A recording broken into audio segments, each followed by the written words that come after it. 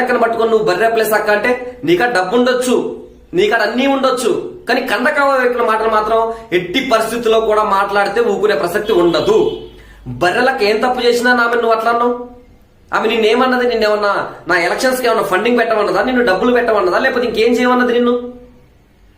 మిమ్మల్ని కూడా చాలా గౌరవించేలా మాట్లాడతారు తెలంగాణ సమాజం కానీ తెలంగాణ పబ్లిక్ కానీ.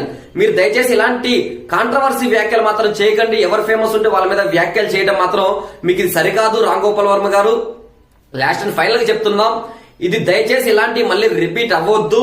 ఎందుకంటే ఒక సాధారణ మహిళ ఈ రోజు అక్కడ ఎమ్మెల్యేగా పోటీ చేసి ఈ రోజు ఇప్పటికీ నిల్చొని స్టాండ్ గా నేను మళ్ళీ కూడా ఎంపీకి కూడా పోటీ చేస్తానని చెప్తుందంటే ఆమె డెడికేషన్ కి హ్యాట్సాప్ చెప్పు. రామ్ గోపాల్ వర్మ మిస్టర్, నువ్వు సినిమా చేసినావు, సినిమా డైరెక్టర్ గా మాకు చాలా అంటే చాలా గౌరవం. కానీ నువ్వు ఒక ఎమ్మెల్యేగా ఆంధ్రాలో పోయి ఒక